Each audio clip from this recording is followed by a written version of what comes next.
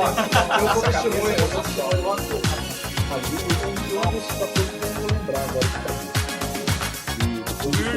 Jogou na fogueira.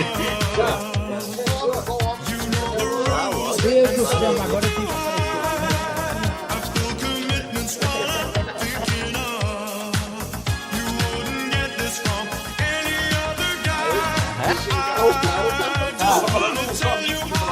Calma aí. Tá de parar. Ó, isso aqui, ó.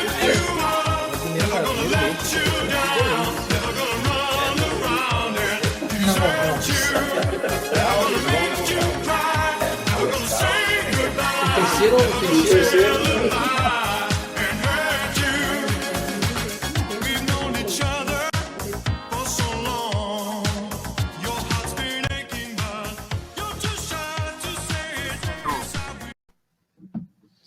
Boa noite, Sanja, boa noite, Vale, boa noite, Brasil, com a direção de Paulo Capelletti. Estamos aqui na edição 007 e com uma pessoa extremamente especial. Bom, vamos aproveitar a oportunidade aí, galera, vamos curtir, comentar, compartilhar.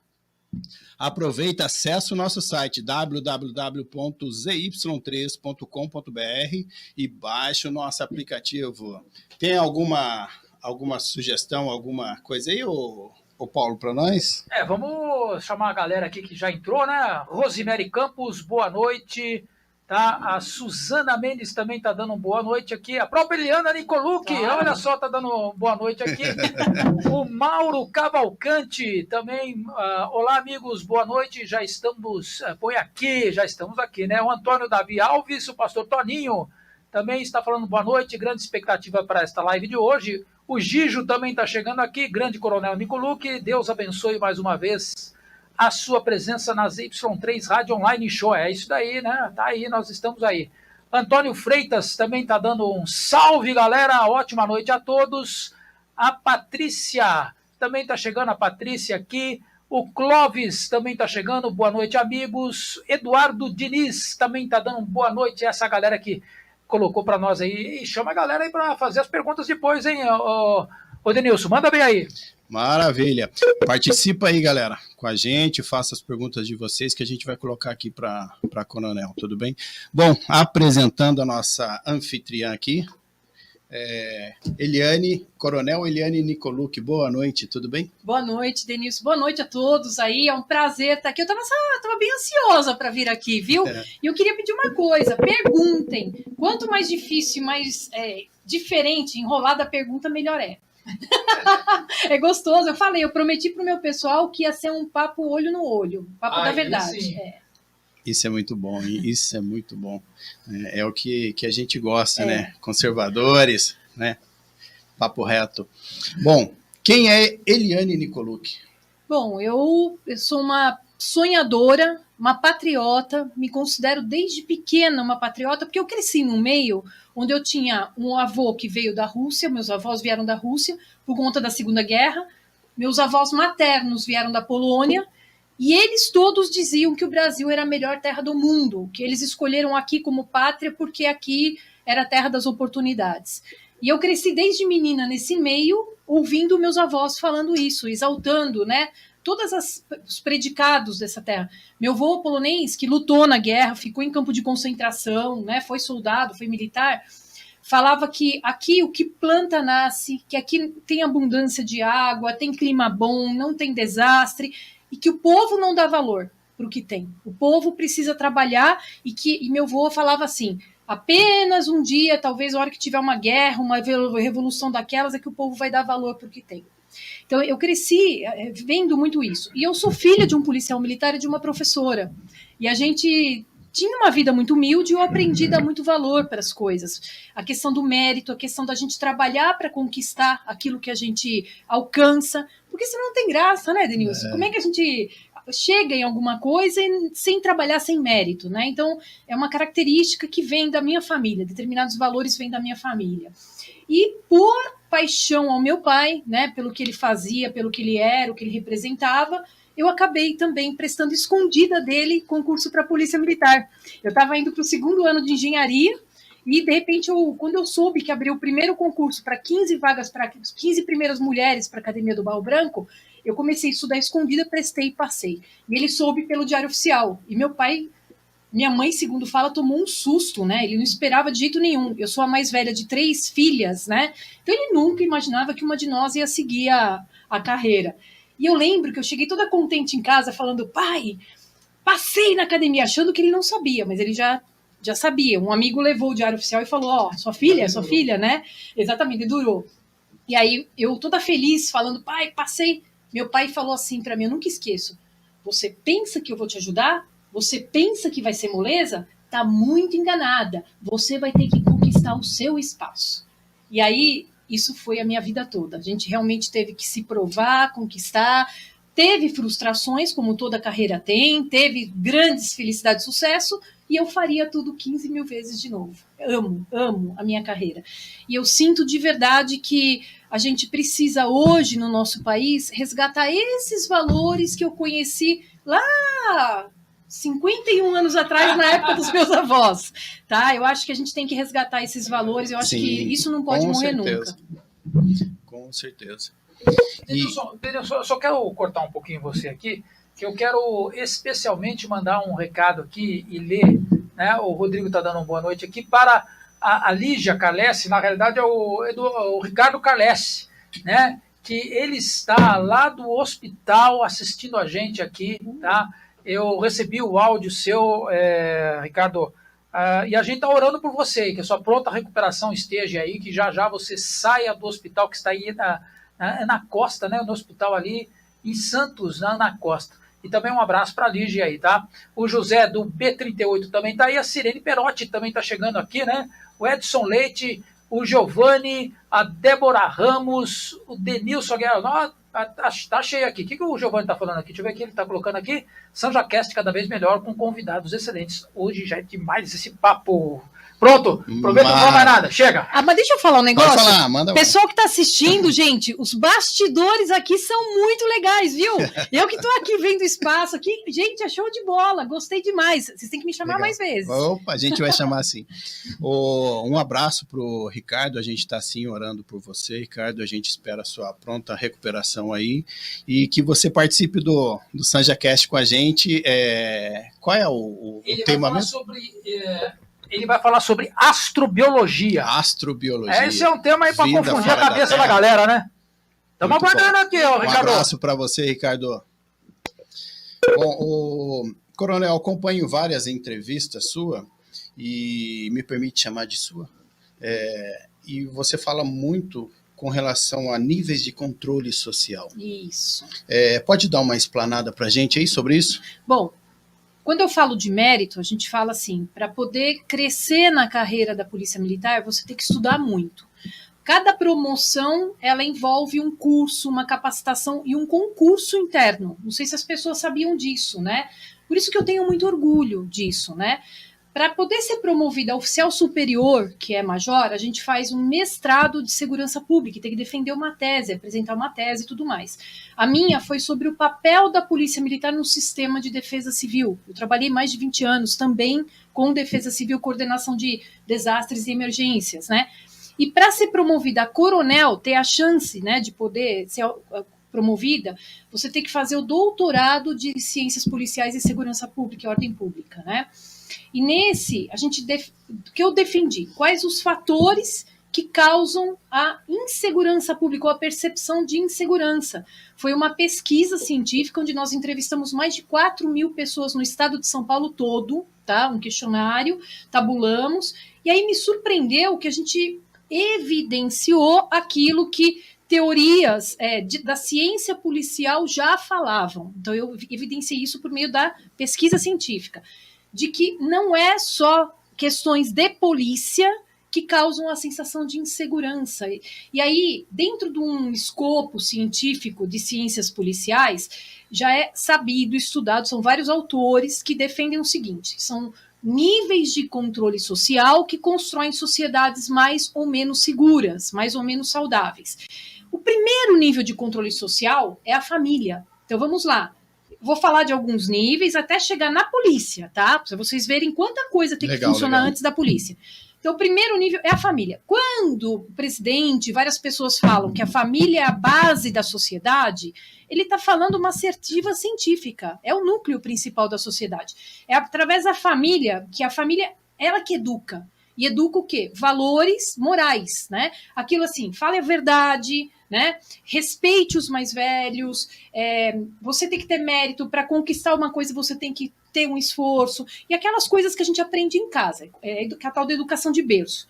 O segundo nível de controle social junto com a família é a fé, seja qual fé for, porque a fé, independente de qual seja, ela traz valores de convivência social. Lembra os 10 mandamentos, né? A gente, qualquer religião ensina, respeite os mais velhos, não trate o outro como você não gostaria de ser tratado, respeite pai e mãe, né?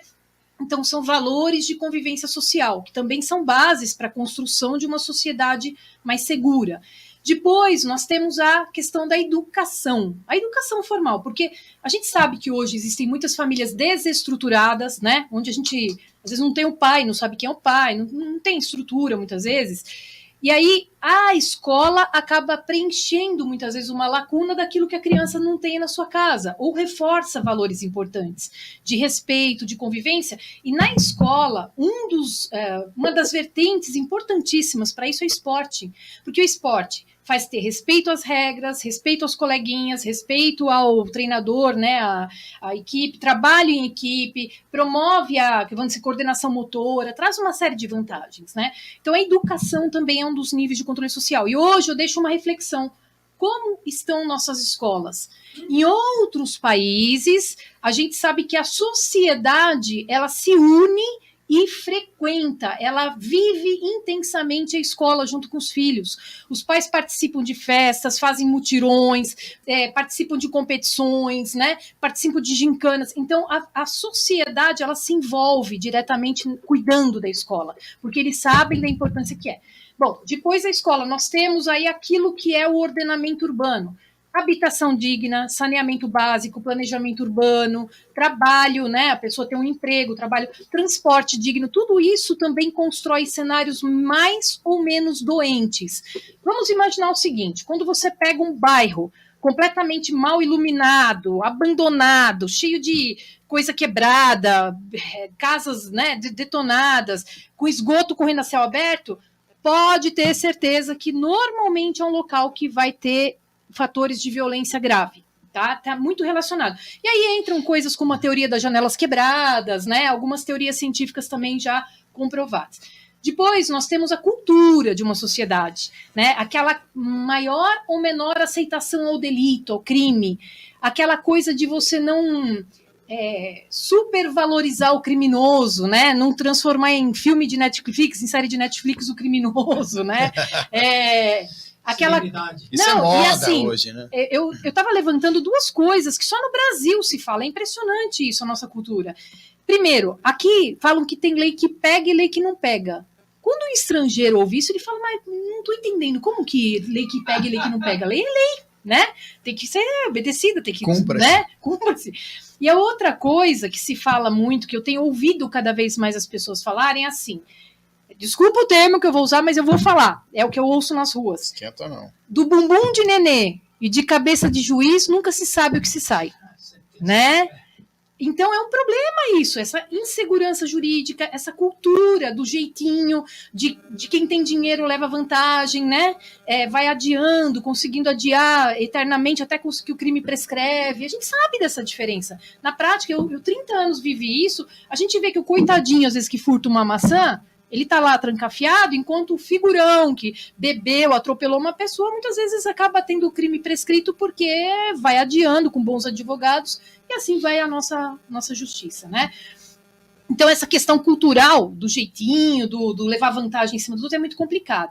E aí, se tudo isso falha, se a gente vê que tem problemas nisso tudo que eu falei, recai nas costas das polícias, e aí entra Polícia Militar, Polícia Civil, Técnica Científica, Ambiental, Rodoviária, Federal e as demais, até guardas, eu coloco as guardas como polícias municipais e tudo mais. Então vejam como é complexo. Só que, pessoal, lembrando, depois das polícias, porque muita gente cobra da polícia ser carrasco, a polícia tem que matar, a polícia tem que resolver, tem que tirar o ladrão de circulação, tá? Só que quem tira o ladrão de circulação é a justiça, né? Então a polícia não é carrasco, a polícia não é justiceiro, a polícia é polícia, tá lá para prevenir e prender, restaurar a ordem, né? Esse é o papel da polícia. E aí, depois da polícia, tem lá o Ministério Público, o Poder Judiciário, para impor a lei, a penalidade, né? E tudo mais. E ainda, para finalizar, nesse complexo, vamos dizer assim, caldeirão de fatores que influem na segurança pública, a gente tem o sistema prisional, que ele tem a função do quê? De punir, mas de reeducar o indivíduo, devolvendo melhor à sociedade. E aí eu deixo uma reflexão, o nosso sistema prisional, ele devolve o indivíduo melhor à sociedade? Né? Então, olha quanta coisa. Baita de uma interrogação aí. Sim. No Brasil. Não, nós temos que trabalhar, gente. Então, assim, quem fala que está tudo muito bem, nós temos muito trabalho. E o nosso trabalho começa na nossa casa, no nosso círculo familiar, no nosso círculo de amigos. São as nossas pequenas atitudes que vão mudar o nosso país. É olhando como é que está o nosso filho, com quem que ele está andando, o que ele anda acessando na internet, né? A gente não deixa o nosso filho até a esquina na padaria, mas a gente deixa eles soltos no mundo da web, e a gente sabe da Deep Web. Isso é perigosíssimo, hein? Né? Muito perigoso.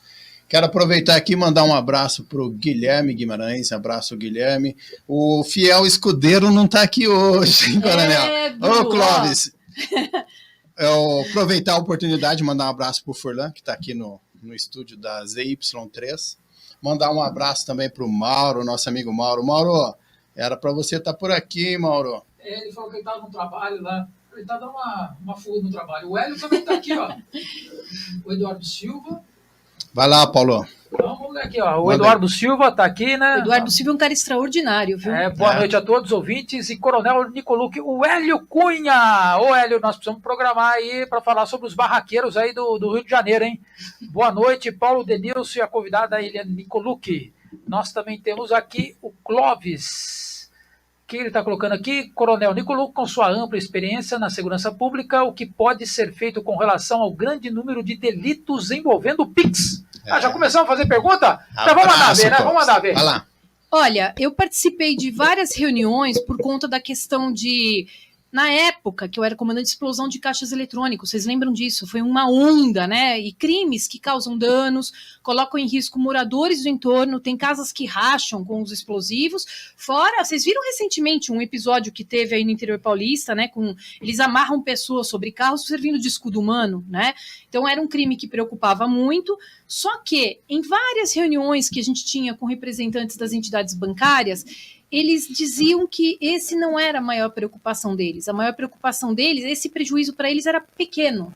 Aí a gente ficava, meu Deus, mas como, né? Não, o prejuízo maior deles eram crimes eletrônicos. Eram fraudes envolvendo o sistema bancário. E o PIX abre uma vertente nisso, não envolvendo diretamente bancos, né, mas gera essa possibilidade exatamente de fraudes. Então, é importante que as pessoas elas aprofundem. Eu acho que isso vale uma palestra com um especialista aqui, vale realmente um programa envolvendo uma pessoa que trabalhe com isso. E hoje nós temos policiais especializados em crimes cibernéticos. Então, valeria a pena trazer alguém para tratar desse assunto e trazer dicas, né? Importante, muito importante. É sempre procurar conhecer a pessoa que você vai fazer a transação, mesmo que virtual, né? Eu acho que o primeiro princípio é procurar conhecer, evitar fazer transações com alguém que você não conhece ou que está simplesmente tratando pela internet. Então, mais esse cuidado. Legal, muito boa, Clóvis. Obrigado, hein? Obrigado pela colocação aí. O Mauro está falando aqui, gostou do arranjo do estúdio. Arranjo do estúdio, hein? Tá show. Tá show, né? A Débora Ramos, você pretende se candidatar novamente para prefeita? Espero contar com você, pois estamos sem opções de um bom candidato na região. Já tem uma eleitora aí, ó. Boa, Débora. Já tem uma eleitora aí. Hoje, no dia de hoje é dia 13. Hoje não é sexta-feira, hein? Estamos precisando dar uma renovada. É quase. Mas no dia de hoje eu digo que eu não quero mais ser candidata. Eu tenho paixão pela política. Eu gosto da política e vejo a política como o único caminho realmente da mudança. Mas para isso eu concordo que a gente tem que ter pessoas boas, preparadas, responsáveis e, acima de tudo, patriotas, né? Pessoas que vejam o interesse público acima do interesse próprio, né? Isso eu acho mais importante. E não adianta falar assim, a pessoa não é preparada, vai dar um jeito. Não, eu acho que tem que ser pessoa, no mínimo, honesta, preparada para poder estar se colocando. E quem escolhe somos nós, né? A gente que vai escolher. Então, acima de tudo, antes de ver partido, eu acho que a gente tem que começar a olhar mais profundamente as pessoas. Quem é a pessoa que está se colocando como opção, né? E aí fazer realmente um aprofundamento, uma pesquisa e procurar entender. Aliás, eu na época fui sabatinada, eu acho que deu mais de 3 horas, né? Por esse pessoal aqui, Denilson, pessoal. Nossa, a gente foi sabatinado, mas tiraram o caldo mesmo, né? E é legal, porque faz a gente refletir sobre uma série de coisas e ver o tamanho da responsabilidade que a gente vai assumir. Então, hoje eu falo que não, porque eu estou vivendo um momento sabático, eu estou digerindo tudo aquilo que eu passei. O futuro a Deus pertence, né? Mas eu não vou deixar de colaborar, eu quero de alguma forma estar presente e trabalhar em prol do nosso país. Legal. Aproveito para mandar um abraço também para o Sargento Barbosa, para o soldado Felipe, meu sobrinho, está lá em São Paulo ralando um pouquinho lá, para o Andrezão, que fez parte da sabatina, para o Edson, um abraço para todos vocês aí. Coronel, vamos começar fazer um tiroteio aqui. Agora, o bicho vai começar. Peraí, vamos lá. Começa com o uso escalonado da força. Vamos começar com a negociação. Vamos lá. Bom, teve um título de um corte do programa Pânico que me chamou bastante atenção, logo depois da senhora ter participado lá, de você ter participado lá com o Benê Barbosa, né, que diz assim: eu defendo a posse de armas, porte jamais. Não. Pode explicar sobre isso? Então, os títulos, às vezes, eles deturpam um pouco aquilo que a gente fala. Então, vamos lá. É legal você me dar essa oportunidade para a gente deixar isso bem claro. Eu expliquei sobre os níveis de controle social, foram 30 anos vivendo a realidade. Eu desculpa o termo de novo, mas não tem como. Eu pus a bunda na cadeira, sentei numa viatura. Eu sei o que é trabalhar no serviço operacional. Eu sei o que é trabalhar nas ruas de madrugada, final de semana, quando tá todo mundo na praia, a gente tá lá ralando para garantir a segurança da casa das pessoas e tudo mais. Então, a gente vê muita coisa e vive muita coisa. E aí eu já falei, nosso sistema de justiça precisa ser melhorado. Nós temos leis que precisam ser melhoradas. Não, a impunidade hoje é um câncer no nosso país. E quando a gente tem esse cenário, onde a gente sabe que pessoas corruptas estão sendo até candidatas hoje a grandes cargos públicos, né? Corruptos, comprovados, ladrões, né? Estão lá, vão concorrer, inclusive, a presidente, né? É um horror isso. E a gente vê que a nossa justiça lenta e não funciona, nós temos que tomar um cuidado, porque os países que liberaram esse direito, eu entendo como um direito legítimo, eles fizeram a lição de casa antes. São países que têm uma justiça ágil, polícias eficientes e respeitadas, o cidadão ele é muito participativo e tem uma consciência de cidadania muito grande, e o sistema penal ele é duro, não tem saidinha, não tem festinha, não tem visitinha, o preso fica preso, o preso é condenado a 30 anos, ele vai cumprir 30 anos em regime fechado e vai ter que trabalhar em muitos países, vai ter que produzir, vai ter que... Ele não vai ficar à toa no presídio. Então tá aí, inclusive eu vi uma pergunta sobre melhorias no sistema prisional, posso falar sobre isso depois, né? Ideias que a gente tem. Então eu entendo que a gente tem que fazer lição de casa. Qual que é a minha postura hoje? Eu defendo de fato a posse, a pessoa ter o direito de ter arma na sua casa, na sua chácara, no seu trabalho, né, para se defender. Isso eu acho realmente legítimo e é possível porque é um pouco mais controlado, é um ambiente controlado. E quem entrar na sua casa sem sua autorização tem que tomar pipoco mesmo, né? Tá errado, não tá entrando com boa intenção, né? Sim. Então a pessoa tem o direito de se defender. Já o porte, que é o direito de carregar arma na cintura, carregar arma na sua pochete, sei lá, a gente tem que ter um cuidado a mais. Por quê? Por conta hoje da nossa legislação e da nossa cultura. Eu defendo, sim, para algumas categorias, defendo para algumas situações justificáveis. Então, eu até ouvi falar, por exemplo, que tem caminhoneiros que às vezes pedem esse direito. Eu sou favorável, desde que a pessoa ela faça um exame psicotécnico e comprove a necessidade hoje. Eu torço muito para que, num futuro próximo, com essas mudanças, inclusive no sistema de segurança pública, que eu defendo uma mudança, uma modernização no sistema da segurança, que é obsoleto.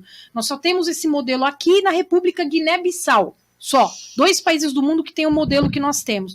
Os demais países do mundo têm polícias de ciclo completo, um sistema moderno, bancos de dados compartilhados, justiça eficiente. Então, a coisa funciona, flui. Polícia integrada. Exatamente, uma polícia que tem, vamos dizer assim, menos burocrático. Você perde menos tempo fazendo papel. Você consegue atuar mais, né? Então, hoje eu defendo a posse, né, e não o porte indiscriminado. Eu torço para que um dia a gente chegue nessa possibilidade de todo mundo poder portar a sua arma como um direito. Eu queria só falar sobre isso também, porque assim, hoje as pessoas falam, mas o policial anda. O policial, ele é exaustivamente treinado para não atirar. Então, uma coisa interessante que eu queria falar para as pessoas também é assim, a gente tem muita instrução de tiro. Tem que saber montar, desmontar a arma, de olho fechado, vendado, de costa. Tem que saber mexer com a arma. A arma é nossa... A gente fala que é nosso amante. A gente carrega a vida toda uma arma, né? Porque é nosso instrumento de trabalho. Só que antes da gente fazer o uso da arma, a gente aprende também como não atirar e quando não atirar. E esse treinamento é até mais intenso do que o próprio treinamento de tiro. E o que vem a ser isso? Aprende técnicas não letais, mediação de conflitos, né, gerenciamento de crise, uso de imobilização, técnicas de imobilização, uso de tonfa, spray de pimenta, de choque, armas de choque, que não, né, taser e outros mais. E antes de fazer uso da arma, é claro que se você estiver chegando numa ocorrência e for recebido a tiros, você não vai negociar. A negociação é na base do trabuco, não tem outra conversa, né? Agora, é assim, normalmente, né, em 99% das situações, o policial ele consegue fazer o que eu chamo de uso escalonado da força. Então, nós somos treinados a esgotar todas as possibilidades antes de fazer o uso da arma de fogo. O cidadão normal, não. Ele não tem esse treinamento, esse, né, discernimento, e isso também tem que ser trabalhado no consciente, nessa questão.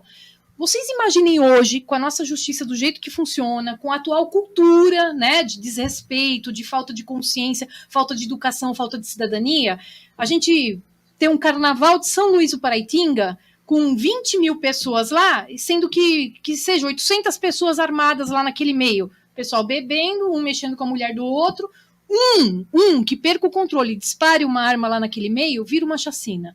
Então, é uma coisa, assim, muito complexa. Eu acho que a gente tem que fazer a lição de casa e, para alguns casos, algumas categorias, sim, liberar o porte, mas desde que devidamente justificado e devidamente triado, né? Porque o cidadão, ele precisa também aprender a não atirar. E eu falo isso porque, infelizmente, Denilson, hoje eu consigo falar um pouco melhor sobre isso, mas numa sexta-feira, 13 de agosto de 1993... Meu pai já estava com 33 anos de serviço na Polícia Militar, estava em vias de aposentar, ele e minha mãe sonhando, né, com aposentadoria, que iam pescar, iam morar lá em Ubatuba, Escambau, e ele acabou sendo, na porta de casa, ele deixou minha mãe e minha irmã mais nova, e na porta de casa ele acabou sendo abordado por 3 criminosos. E no final das contas, descobriram que ele era policial, e acabaram usando a própria arma dele para matar meu pai. Um policial experiente, treinado, Jesus, com uma baita de uma capacidade física. Meu pai era um cara que ele me ensinou a estar sempre atento, olhando o retrovisor, a estar sempre com aquele tirocínio, né? E ele foi vítima da própria arma. Nossa, né? Cara. Agora, assim, ele, um policial experiente, acontece isso. Então, o cidadão, ele tá sujeito, ele tem que ter essa consciência de que ele está sujeito a ter, de repente, ser emboscado por alguém que vai querer buscar a própria arma dele. E ele tem que estar preparado e treinado para isso.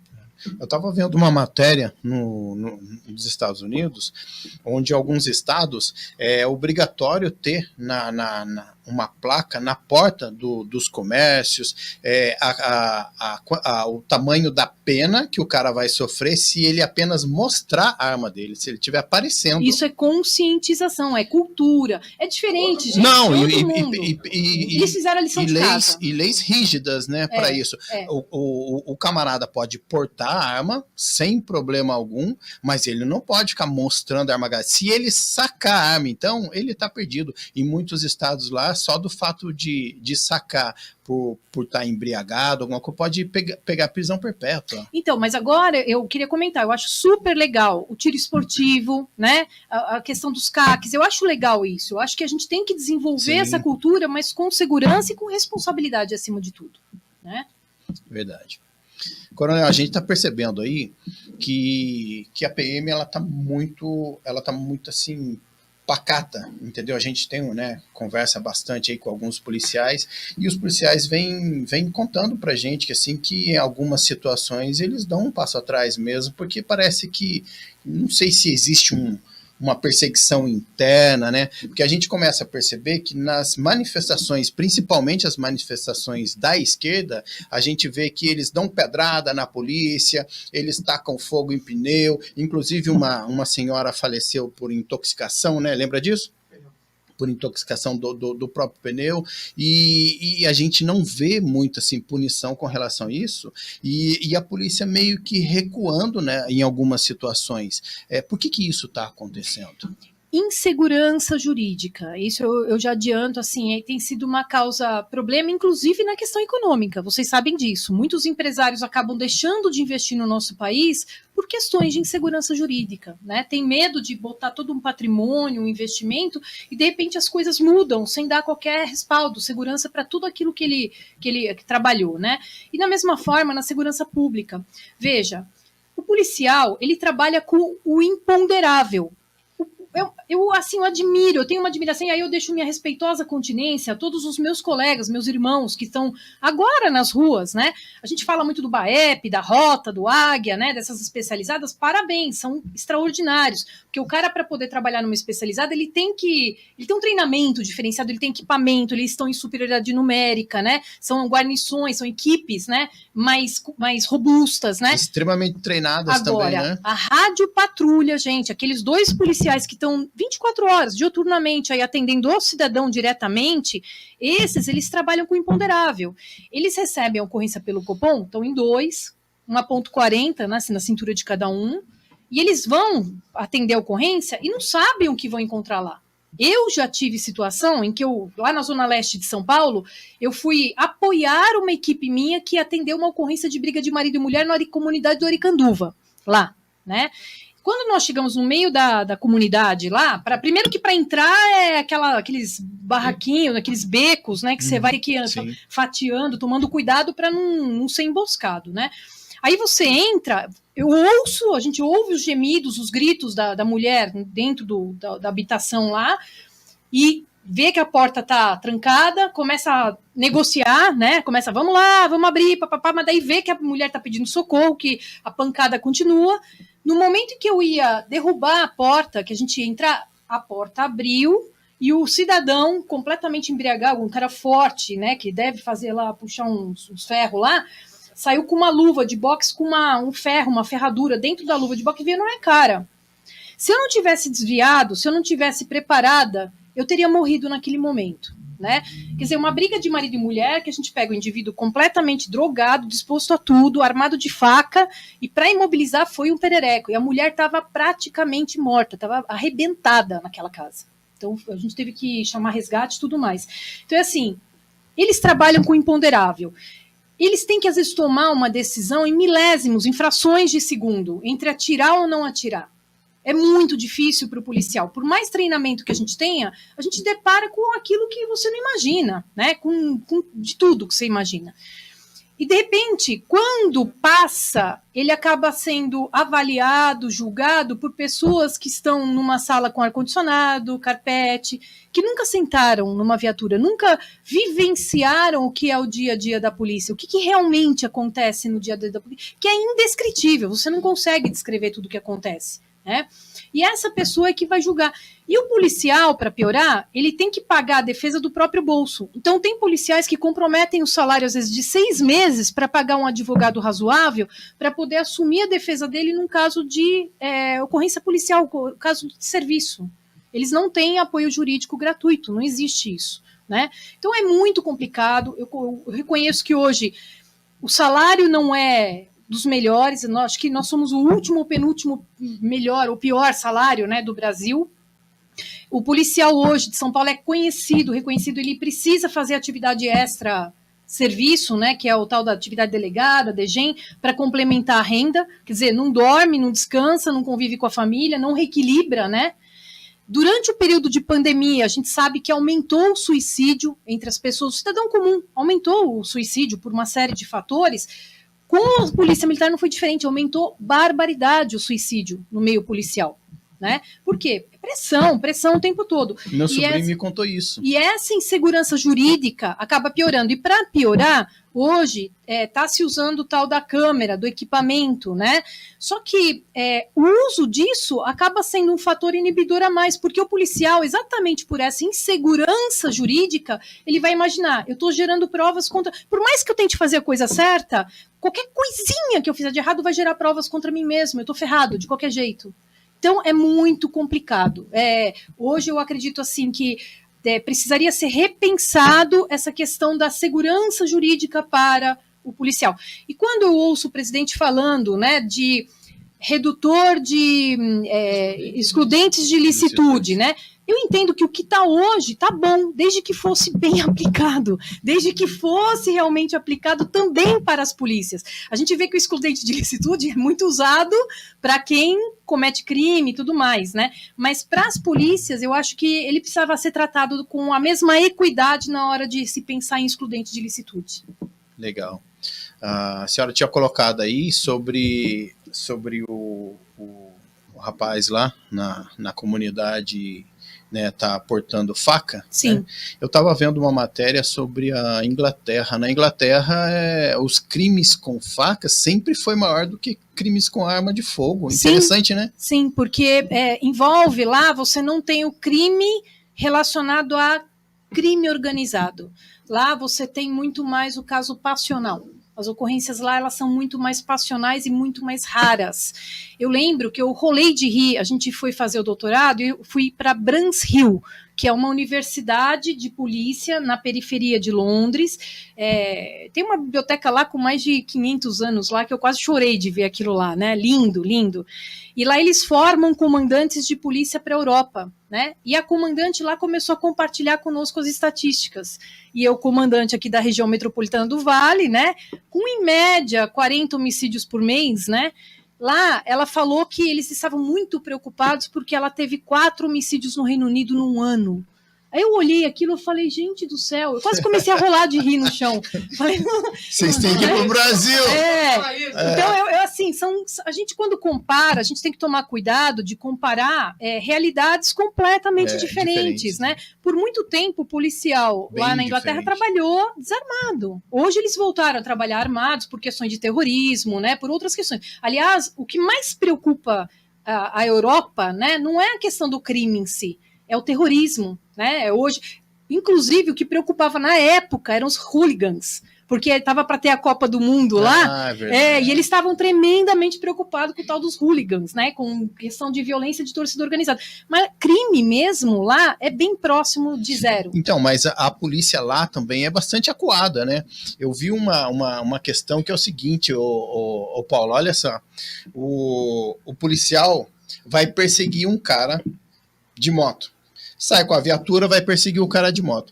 Aí, se o cara joga o capacete, o policial para de perseguir o cara. Porque se acontece do cara cair e morrer, a culpa é do policial. Se o policial nem encostou no cara. Então, você tá entendendo? Então, se for entregar tem carioca... Por outro lado, por exemplo, lá em outros países, o policial que num acompanhamento, que aqui chama acompanhamento, não pode falar perseguição, né? Vai ter que falar acompanhamento. Num acompanhamento policial que você está perseguindo lá, acompanhando um criminoso lá que acabou de cometer um crime, ou seja, está praticamente em flagrante, em situação de flagrância continuada, se o policial bate a viatura, sofre um acidente, em outros países o Estado arca com o dano, aqui o policial paga. Via de regra, é difícil de conseguir se livrar de ter que cobrir os danos da própria viatura. Então, totalmente errado, coronel. Sim, mas hoje é isso que eu falo, essas coisas precisariam ser repensadas. Então, a gente tem muita lição de casa para fazer, mas não percam a esperança. Aí que tá, nós temos uma polícia aguerrida, que tem sangue no zóio, que quer trabalhar com o salário que tem, né, que é baixo, com toda essa dificuldade, a gente vê recordes em prisões, em apreensões de drogas, o pessoal tem gana de trabalhar, quer trabalhar. O que o policial precisa sentir? O apoio do cidadão de bem.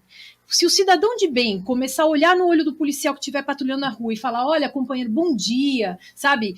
Policial, bom dia. parabéns pelo seu trabalho, eu reconheço o seu trabalho, vocês não fazem ideia do que isso causa para o policial. Sabe, é um bálsamo. Pode falar que vocês vão ver. O Coronel, teve um...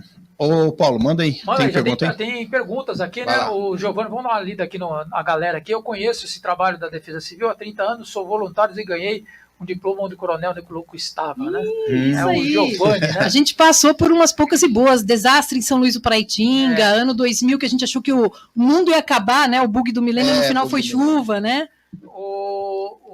Cadê aqui? O Mauro Cavalcante, ele está perguntando aqui, prazer em falar com você, uma questão, gostaria da explanação sobre a implantação da instituição de ensino militar em nossa cidade, São José dos Campos. Como está esse projeto para São José? Você tem conhecimento desse Olha, projeto? eu sou fãzaça, sou totalmente voluntária. Eu estudei em colégio da Polícia Militar, tá? Eu cresci em Campos do Jordão, estudei em colégio de estado, minha vida toda. Aí, quando eu fui fazer o colegial, eu fui para São Paulo e lá nós tínhamos o colégio da Polícia Militar. E eu fiz lá o colegial no colégio da Polícia Militar. E eu sei o tipo de valor que isso passa, disciplina.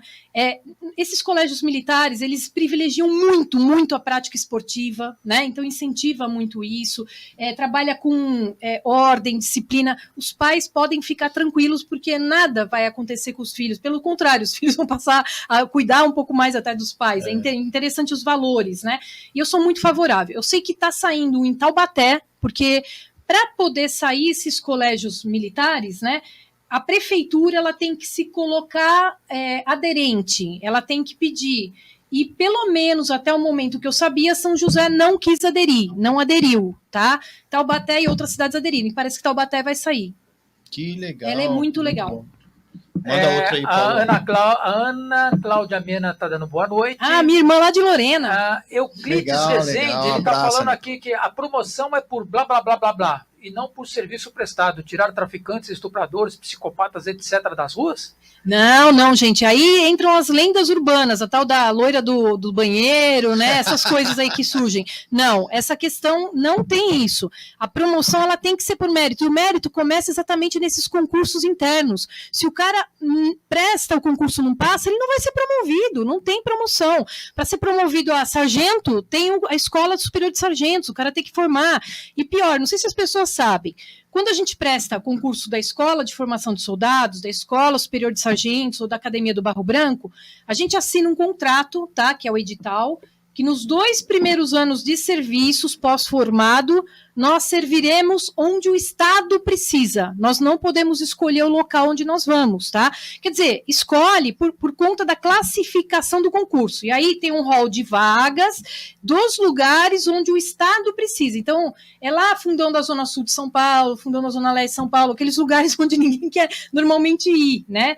E aí, a gente, por classificação, por mérito, os primeiros colocados vão escolhendo na sequência de mérito, né, das notas que tiraram, e aí vão escolher e vai preenchendo essas vagas.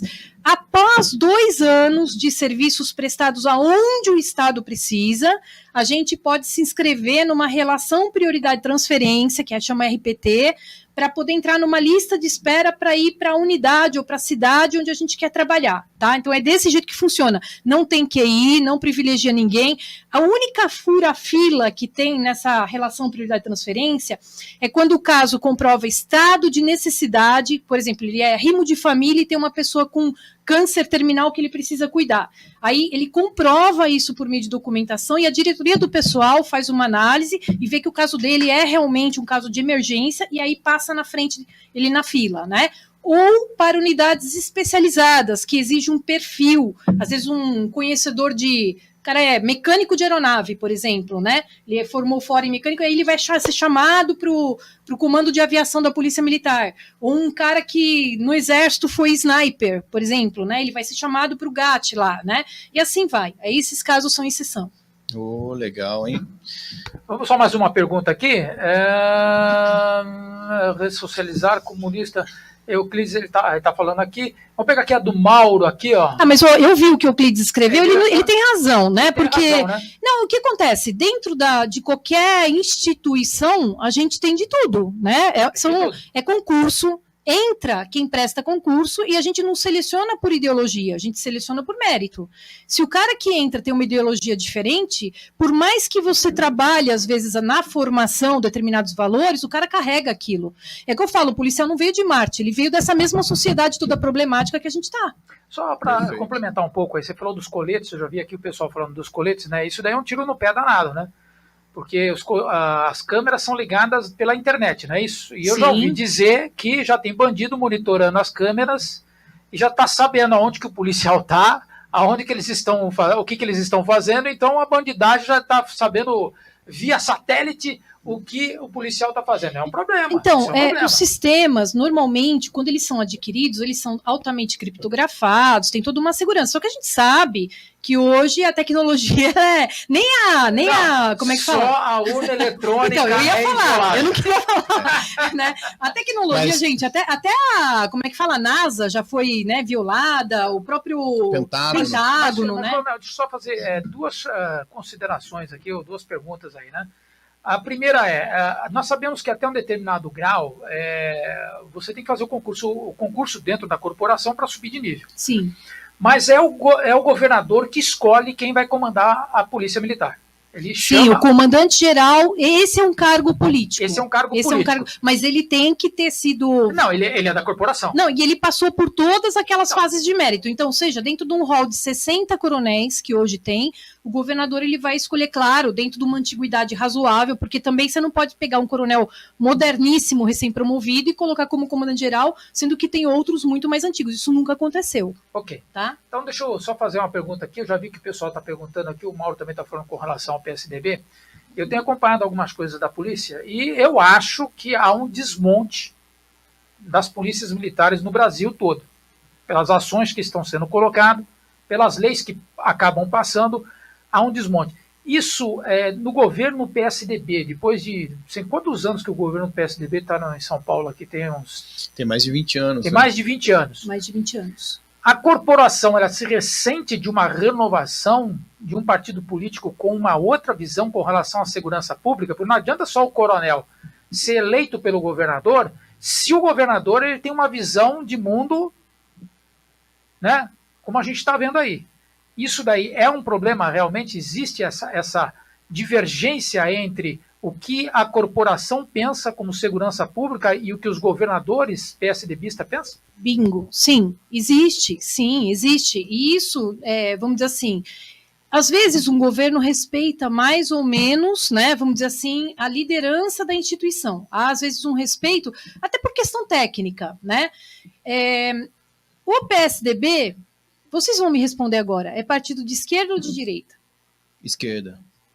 De esquerda pela origem, né? Eu falo que é o PT disfarçado. Sim, é um partido de esquerda por ideologia. Fabiana. Isso, é um partido de esquerda, né? Mas o pessoal chama de coxinha e tal, né? Mas E assim, normalmente as ideologias de esquerda, elas têm um ranço do modelo militar, tá? Isso é fato, isso é histórico, tá?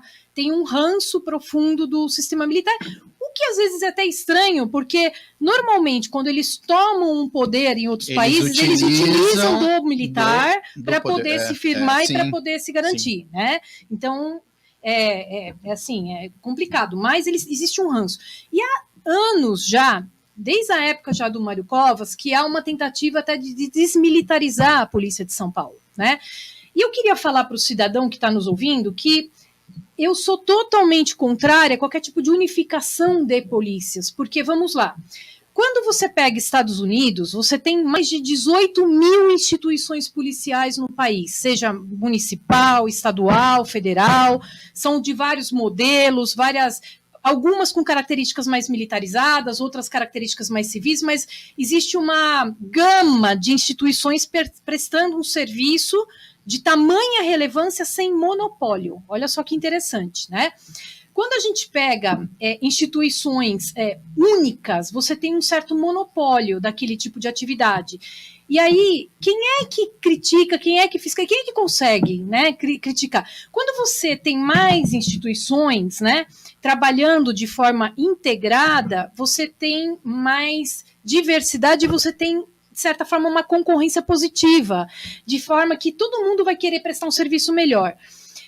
O militar, ele tem características e um estatuto diferente que o obriga a trabalhar em quaisquer condições. Então, se eu for, durante minhas férias, concitada por uma emergência para interromper minhas férias e voltar ao trabalho, eu sou obrigada a abandonar minhas férias e voltar ao trabalho, né? A gente, policial militar não tem hora extra, né? Não tem essas coisas. Ele está sujeito ao regime policial militar. O regime policial militar, das mais dos 34 direitos trabalhistas que existem, se eu não me engano, tem 6 ou 8 direitos só. Não tem todo o resto. Não recebe FGTS, não recebe nada disso, não tem hora extra. Mas qual é a única coisa que tem de diferente? É a aposentadoria integral conforme o posto em que ele aposentou. Então, ele mantém e tem que desconta a aposentadoria, tá? Desconta aquela questão, hoje é 11% que desconta, né, pra gente. Então, é assim, ele tem um regime que, durante toda a vida, o coloca numa condição de total disponibilidade para o serviço público, para o Estado. Então, não tem dodói, não tem férias, não tem reclamação, ele está sujeito a tudo, né? E se precisar dirigir ônibus para que o serviço de transporte continue, ele vai dirigir. Se precisar estar indo no presídio para garantir, conter um motim, alguma coisa, mas vai estar lá, seja para o que precisar. Quando a gente tem um único modelo de polícia, eu vejo que a população fica mais refém. Imagina uma polícia fazendo greve, uma polícia única, fazendo greve parando o estado todo. Né? Aquele lance é quem vigia o vigilante, né? Exatamente. Mais ou menos isso, tem que ter então, alguém, né, de olho no... Eu sou favorável a nós termos várias polícias, seja municipal, estaduais, cada qual com a sua competência, cada qual com a sua cultura, né? Mas todas modernizadas no sentido de ter ciclo completo, ou seja, pegou a ocorrência, já apresenta lá para o Ministério Público, para o juiz e já dá andamento para o negócio. Não fica aquela coisa de fazer boletim, aí leva para fazer outro boletim, e aquela burocracia que o cidadão às vezes perde horas e horas, a gente perde a viatura também do serviço operacional. Então, eu vejo hoje como crítico crônico uma necessária reforma do sistema de segurança pública. Essa expectativa eu tinha em relação a esse governo, de mexer nisso, de fazer com que o Brasil tivesse o mesmo modelo que outros países já adquiriram, exceto a República Guiné-Bissau, né? Que são ex-colônias portuguesas, né? Então, eu acho que todo mundo ganha. Ganha o delegado, porque ele passa a ser como um juiz de, vamos dizer assim, um juiz de plantão, um juiz de causas menores, né? Ganha a Polícia Civil porque ela consegue trabalhar melhor nas investigações, né, qualificar melhor o trabalho, ganha a PM para as ocorrências do dia a dia, para já apresentar e não ficar com a viatura parada registrando um segundo boletim, desde que exista toda uma integração de banco de dados e um respeito às culturas institucionais. Isso é completamente possível e isso existe em vários outros países. Legal. Coronel, tem um amigo aqui, o Jota, ele é guarda municipal, e ele está fazendo uma pergunta aqui. O que você acha do papel das guardas municipais no sistema de segurança pública? Fundamental. A minha vida toda, eu sou fã das guardas, tá? Eu sou fã, eu sempre... Inclusive comandou, né? A guarda no... Não comandei, não? Tá? Não, eu até fico bravo quando fala, eu não falo, não, lá tinha comandante, a guarda correto. Tinha, eu acho que eu fui secretária, ombro a ombro com o comando da guarda lá, né? Então eu destaco muito isso, né? Eu nunca interferi nos assuntos internos, eu acho que as guardas, elas agregam muito.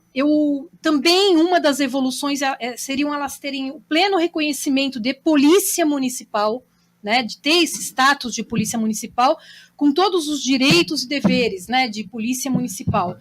E elas têm um papel fundamental. Então, não é só a guarda de patrimônios e dos serviços municipais, proteção dos serviços. Hoje, o Estatuto Nacional das Guardas Municipais elevou as guardas à condição de colaborar também na segurança e ordem pública, na preservação da ordem pública. Então, elas têm hoje um papel de preservação, de prevenção também muito importante. E a gente sabe que a cidade onde tem uma guarda integrada, vamos dizer assim, com as demais polícia militar, trabalha junto, os indicadores são muito melhores. São José é um exemplo disso. A guarda, ela é muito irmanada, nós trabalhamos muito junto. Jacareí, para mim, foi um exemplo. Eu, como secretária, pude constatar quanto sucesso, quanto resultado positivo a gente tem de colocar junto essas instituições trabalhando ombro a ombro. Então, de verdade, o que eu puder fazer para que a gente mude esse sistema, para a gente modernizar esse sistema, inclusive elevando as guardas ao reconhecimento de polícia municipal, seria fundamental. Inclusive o Jota, ele me passou uma informação bastante importante, que é o seguinte, um ex-guarda municipal do Rio de Janeiro, que foi vereador, e hoje ele tá no lugar da ex-deputada Flor de Lis, né? E ele entrou com uma... Se eu não me engano, ele tem um projeto de lei lá, falando justamente sobre isso, a possibilidade de mudar a guarda municipal para a polícia municipal. É uma Sabe matéria alguma coisa sobre constitucional, é uma matéria constitucional, então é uma alteração na Constituição, no artigo 144, a guarda teria que ela entrar dentro do artigo Aí, Jota, pra 144, você. exatamente, como sendo uma das polícias existentes hoje dentro do nosso país. Ah, legal. Tá. Bom, eu queria voltar um pouquinho, Coronel, na questão da arma de fogo. 64% da população ela foi contra o desarmamento, né, no referendo de 2004. Só que o presidente da época, ele foi totalmente contra a vontade da maioria da população, né, e falou, não, vamos barrar esse lance aí, né? Porque eu me lembro que quando tinha Mesbla no Center Valley, lembra? Você chegava ali no balcão, já estava cheio de arma ali, Sim. né? Tava cheio de arma ali, você apresentava o seu RG, comprava, levava embora, pronto, acabou. Aí acabou isso com o governo do PT, né? E por volta de 2004, 2005. Queria perguntar uma coisa para a senhora com relação à arma de fogo. A gente vive realmente numa democracia? Não, eu acho que já temos várias evidências de que hoje a gente tem uma falsa democracia. Se a própria Constituição não tem sido cumprida à risca, né, em tese, vamos dizer assim, por quem deveria defender, né, ou cuidar, fazer cumprir a Constituição, a gente vê que a gente precisa trabalhar para conquistar essa democracia plena. E essa democracia plena, ela passa pelo direito de se falar o que pensa, claro, sem caluniar. Nós temos hoje, no Código Penal, previsto calúnia, injúria, difamação. Está claro o que é, né? Se há algum desses, vamos dizer assim, dessas contravenções, desses crimes, a gente age, né? Agora, o cidadão tem que ter o direito de dizer o que pensa, de manifestar a sua opinião, né? E hoje a gente vê que essa liberdade de manifestar a própria opinião já está seriamente ameaçada. Então, eu acho que a gente tem que tomar cuidado para os caminhos que a gente está percorrendo. E essa eleição do ano que vem, ela vai ser também decisiva para a gente poder estar minimizando um pouco esse cenário, né? Porque o Congresso tem um papel muito importante. Quando o Congresso, eu não sou favorável àquilo que o determinado deputado, quando falou, né, falou para mais, mas eu não acho correto ele ter sido preso pelo que ele falou. Ele tinha a tal da imunidade parlamentar. E quando o Congresso endossou a prisão dele, me desculpa, para mim foi totalmente ilógico. Uma coisa, ele recebeu uma punição, vamos dizer assim, interna, pela forma como ele se posicionou. A questão da ética, né? Da ética parlamentar. Outra coisa é punir ele como um criminoso por ter manifestado a opinião que está garantida pela Constituição, né? O direito, a imunidade parlamentar dele de manifestar a opinião. Ele representa uma categoria da população. Então, nós temos aí um gravíssimo precedente, na minha opinião. E por questões ideológicas, né? Sim. Acabou que o Congresso voltou para a prisão dele, né? Por questões ideológicas. Só que eu estava vendo uma... Não, eu não acho que é questão ideológica, eu acho que tem algo mais. Sim, e me também. permitam falar, o sistema, ele faz com que quem está, vamos dizer assim, devendo algo para a justiça, fique mais tímido em relação àquilo que realmente acredita e pensa. O interessante é assim, eu estava vendo uma reportagem, né, com a Bia Kicis, e ela falava justamente sobre isso, que muitos parlamentares que votaram favorável à prisão do Daniel Silveira, do deputado Daniel Silveira, hoje eles estão contrário, porque eles caíram em si. Sim. Eles viram que isso pode reverter contra eles mesmos. Abriu um precedente gravíssimo. Abriu um precedente gravíssimo. Só botando um pouco o dedo nessa ferida aí, com Vai relação lá. à liberdade de expressão, o canal Terça Livre, ele saiu fora do ar novamente, né? Para variar. Para variar. E eles passaram para os direitos autorais do Terça Livre, passaram para o outro canal agora, que é artigo 220, se não me falha a memória. É um novo canal que está aí, conservador de direita. Quando a Coronel colocou logo no início, falando a respeito de segurança pública, que é de várias áreas. Então ela falou assim, que a primeira família... Na verdade, enquanto a gente não pensar de forma sistêmica, nunca vai resolver. Né? Só sobra a bucha de canhão lá no final, né? E quando você começou a explanar a respeito de família, de escola, de fé, me veio o conservador. Isso é praticamente uma estrutura conservadora. Mas, do que eu estou querendo falar, por exemplo, Terça Livre. Por que o Terça Livre está sendo perseguido? Porque os jornalistas lá, eles têm contato e eles estão expondo o que existe de podre na República, ou pelo menos aquilo que eles podem exibir que existe de podre na República. O caso das maletas, que estava na embaixada, aquele problema lá da secretária que falou que o Lewandowski, né? Lewandowski, é o nome dele, é esse aí? Lewandowski? Lewandowski, né? Isso, lembrei. Eu enrolei aqui a língua, né? Esses nomes esquisitos aí, eu não consigo. Falando que ele dá sentença de acordo com quem liga para ele, ou de acordo com a vontade dele. Então, essa situação do Daniel é a mesma situação, é dar um chá de cala-boca. Eles não querem que isso se espalhe, então eles vão dando uma pressão. O mesmo que aconteceu lá atrás é a ditadura. Nós estamos vivendo hoje uma ditadura. A República já foi embora faz tempo. Mas o Mauro aqui, ele está perguntando, eu vou aproveitar aqui, né? Vamos ver se a gente consegue fechar todas as perguntas. Posso só fazer um comentário antes da pergunta dele? Uma coisa que me surpreende é como a nossa memória é curta, né? Talvez um dos papéis dos órgãos de imprensa verdadeiros, né? Os profissionais, aqueles que são realmente isentos, está difícil hoje, né? Mas aqueles que são... seria estar lembrando o cidadão de determinados fatos históricos incontestáveis. É história, né? Então lembrar de dinheiro na cueca, lembrar de uma série de coisas que foram acontecendo e que as pessoas, infelizmente, esquecem muito rápido. Verdade. Mas aí, só pegando esse gancho, agora que você me deu esse gancho, eu vou falar aqui da ZY3, a sua rádio digital. Nós temos esse problema aqui em São José dos Campos. Se você pegar a maior parte da imprensa aqui, ela é uma imprensa chapa branca, do PSDB e do pessoal de esquerda. Se você pega a maioria das rádios, a maioria dos jornais, são todos voltados para isso daí. Para você montar alguma mídia conservadora aqui no Vale do Paraíba, e isso daqui é simplesmente um reflexo do Brasil, porque você vai pegar outros municípios, é a mesma situação. A maioria das rádios, dos jornais, das televisões regionais, elas estão na mão de políticos, de famílias de políticos que estão aí há muito tempo. Ou eles estão ligados a partidos como PSDB, PT, PSOL, DEM, PMDB, eu nem sei se tem mais PMDB, né? MDB. Agora, esses caras ficam mudando de nome, né? Como a gente muda de calça aí, né? É tudo assim. Por quê? Porque eles vão controlando a mídia, eles vão controlando a narrativa. E você que está nos escutando aí, nos ouvindo nesse momento e vendo, é por isso que você está aqui. Você está aqui porque a gente está lutando, está tentando mudar essa bagaça aí e mostrar esse tipo de informação que vai chegando, porque realmente é isso que nós precisamos. Hoje eu acabei de comentar aqui a respeito do Terça Livre. Terça Livre está pagando um preço. O cara está lá nos Estados Unidos, por quê? Porque se ele vir para o Brasil, ele vai ser preso.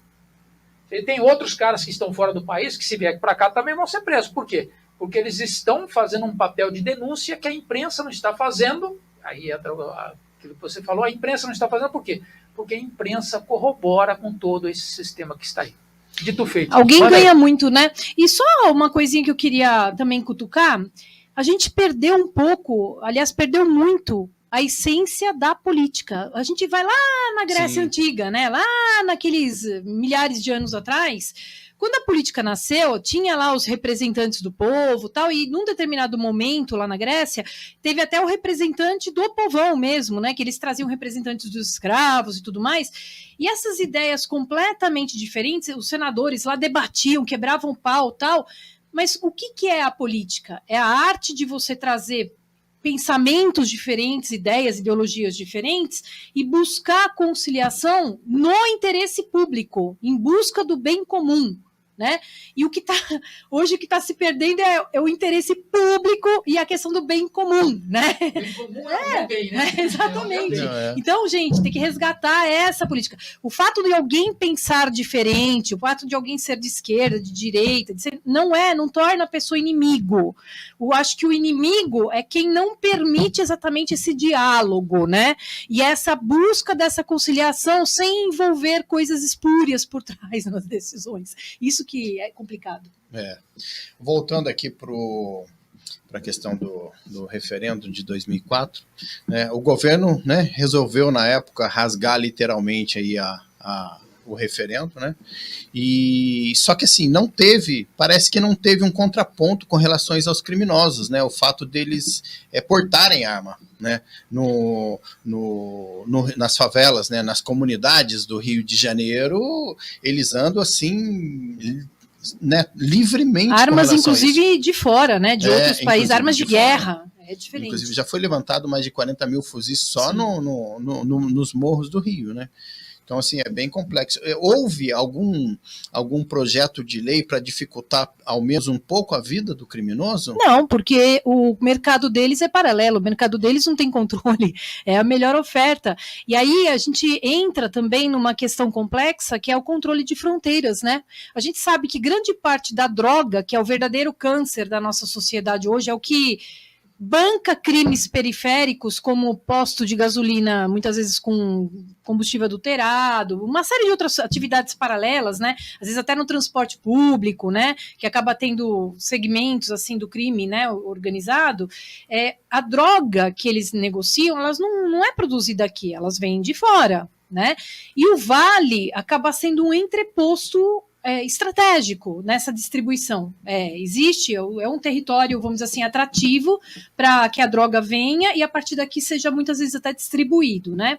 E se a gente não tem um controle efetivo de fronteiras, a gente vai continuar tendo uma enxurrada de armas, drogas e vai ficar enxugando gelo. Então, essa é a realidade. O cidadão vai ter dificuldade, o cidadão de bem, né, vai ter dificuldade de adquirir sua arma, porque é caro. Hoje a lei exige treinamento, exige uma série de tiros, exige filiação a clube de tiro, tem uma série de regras. E para o criminoso não tem regra nenhuma. Essa é a realidade. E a gente tem uma enxurrada de coisas vindo de fora. Então, eu vejo hoje como um fator crítico de sucesso para a segurança pública a questão do controle de fronteiras. E aí entram nossas Forças Armadas, né? Entra um trabalho de inteligência, entra um trabalho realmente de caráter nacional. O coronel, e muitos políticos bancados pelo crime organizado, né? Nesse país. É uma coisa assim nojenta, né? Essa semana aqui nós já tivemos aquela denúncia da jornalista espanhola dizendo que a parte do narcotráfico sustenta partidos políticos. Ou injeta mas ela só falou o que a gente já sabe, né? Aquilo que a gente já sabe. Eu acho que alguém cantou a bola para ela, né? Ou seja, quem tem arma na mão tem um poder sobre outra vida, né? É bem complicado. Tem mais alguma pergunta aí, Paulo? Tá cheio, cara. Vai lá, eu tô aqui incomodado, eu tô querendo limpar essa lista aqui. O Mauro, ele tá falando a respeito, na sua opinião, pode ser feito para melhorar o sistema prisional. Então, primeira coisa, eu vejo assim, a condição dos presídios hoje ela é muito precária, a superlotação, é uma condição, eu já participei de rebeliões em presídios, né, a gente teve que conter, já vi situações de mortes, cabeça batendo na minha bota, né, cortada lá dentro, e assim, é uma situação muito grave e, de certa forma, a atual estrutura, ela meio que facilita esse tipo de problema, né? Então a ressocialização acaba sendo muito prejudicada. Quando a gente pega modelos de outros países, a gente vê que muitas vezes são modelos semi-privatizados, que acaba dando certo, melhora, né? Você acaba tendo mais presídios, você acaba tendo uma condição interna melhor, né? O preso acaba tendo uma acomodação mais digna, mas, por outro lado, também não fica à toa, não fica ocioso, ele acaba trabalhando, estudando. Um exemplo é os presídios japoneses, né? Tem hora para acordar, hora para tomar café, hora para estudar, hora para aprender a língua, hora para trabalhar, e assim vai. E o cara sai melhor do que entrou, isso é fato, né? Então, eu vejo assim, é claro que para a gente diminuir presídios, tem que melhorar a educação, tem que investir mais em educação, mas isso é coisa de médio e longo prazo. Enquanto isso, para a gente poder resolucionar, eu vejo hoje a privatização e o trabalho dentro dos estabelecimentos prisionais como uma solução interessante. Legal. O José, do B38, um abraço para você, meu amigo. Ele está passando uma informação aqui importante. No dia 28 de agosto, às 15 horas, foi a inauguração do ESIM Taubaté, primeira escola cívico-militar no estado de São Paulo, a escola Lafayette Rodrigues Pereira, bairro do São Gonçalo. Manda aí, Paula. O Mauro aqui, direto, hein? Qual a sua opinião sobre o atual prefeito? Na sua opinião, Felício Ramute te surpreendeu como administrador da nossa cidade até o momento? Bom, ele está fazendo o melhor que ele pode, né? A gente respeita isso. Eu me coloquei porque eu sabia que eu tinha propostas diferentes e estaria trabalhando em algumas vertentes que estão meio que deixadas em segundo plano. Então, fala-se muito São José como cidade tecnológica, tudo, mas, por outro lado, a gente tem, por exemplo, locais como a Ilha Escura, né, que fica naquela região de Eugênio de Melo, onde o pessoal praticamente vive como um palafita, né? Eu andei muito na Zona Norte e vi a realidade, por exemplo, da Zona Norte da nossa cidade. E um dos grandes problemas que a gente vê, vamos dizer assim, na gestão, que inclusive traz consequências para a segurança pública, não é a pobreza em si, é a desigualdade. Quando a gente tem muita desigualdade, a gente tem mais violência. Então, eu acho que se hoje São José está com excelentes indicadores, muito bem, só que a gente precisa plantar e garantir que num futuro próximo esses indicadores continuem bons e que a desigualdade não aumente. Então, eu acho que ninguém é perfeito, né? Ele está fazendo o melhor que ele pode, mas eu sei que São José ela tem vertentes que precisam ser atacadas com mais seriedade. A gente tem um olhar mais humanizado para a cidade e, principalmente, mais transparência. Os indicadores de transparência da nossa cidade não são bons. E por que para todos os governos, onde um presidente, onde um comandante ali, ele é mais voltado a partido de esquerda, eles entram com uma restrição de armas, o coronel? Historicamente, quando a gente estuda a história, né, da humanidade, são formas de dominação e intimidação da própria população. Então, isso é fato, é só a gente ver a história do que aconteceu em outros países. Quando eu estive na Rússia, terra dos meus antepassados, lá eu tive o privilégio de percorrer a Rússia de Novgorod, lá bem do norte, para cima de São Petersburgo, até Sochi, né, no sul. E o que eu percebi é que no período em que o comunismo assumiu, foi o que mais russos mataram russos, né? 40 milhões de russos é a estimativa de terem sido mortos pelo regime comunista, pelo regime socialista russo. E o que aconteceu? Principalmente pessoas na época desarmadas, camponeses, né? Então, houve uma verdadeira chacina. Então, é uma estratégia, muitas vezes até se a gente for ver, pode ser traduzida como uma estratégia grancista, né? Muitas vezes, que você desarma a população para garantir uma certa intimidação e uma falta de capacidade de reação, né? Agora, volto a falar, ainda assim, eu não defendo a liberação de porte de arma indiscriminado por conta da nossa realidade. Eu acho que eu sou favorável, torço para isso, que gostaria de ver isso um dia, mas eu tenho certeza, convicção de que nós teríamos que fazer a lição de casa antes. A nossa legislação exatamente, não é favorável. Não só a legislação, como um sistema todo, ele privilegia muitas vezes o errado, né? Então a gente teria que ter um sistema... Isso é fato, né? Brasil. Vai lá, Paulo, manda aí. O Eduardo Silva está falando assim, a região do Vale do Paraíba, São Paulo, ainda é considerada a mais perigosa do estado? A região metropolitana do Vale, ela é uma das áreas de atenção, porque a gente está no eixo Rio-São Paulo, pela rodovia Presidente Dutra, passa mais de 50% do PIB nacional. A gente tem 40 milhões de turistas vindo todos os anos para a nossa região, então é uma população flutuante que acaba não sendo considerada para fins estatísticos. O pessoal, quando calcula a crime por 100 mil habitantes, calcula em cima dos 2,5 milhões de habitantes do Vale e simplesmente ignora, esquece esses 40 milhões a mais de pessoas que vêm ao longo do ano, todos os anos, para a nossa região. Então, assim, é uma coisa relativa. O que eu posso afirmar é que várias cidades da região hoje, elas enfrentam problema sim. É como eu falei, o crime ele é sazonal. Se você não adota medidas sistêmicas, né, olhando o bairro, olhando questão econômica, emprego, habitação, né, saneamento, a parte educacional, a parte de valores, fortalecimento das famílias, né, a gente vai ter consequências a médio e longo prazo. Então, hoje eu falo, Vale não é a pior região do estado de São Paulo, tá? É uma das regiões mais desafiadoras, sim. Coronel, assim, falando por mim, eu percebo que a justiça no nosso país, ela pendeu para um lado. Ela abraçou uma ideologia. Isso é a minha visão, tá? Ela abraçou uma ideologia. Aí acaba que as pessoas, né, a sociedade passa a desacreditar da justiça, ou seja, nós não temos mais justiça. Se nós não temos mais justiça, o passo está muito curto para que a sociedade passe a fazer justiça com as próprias mãos.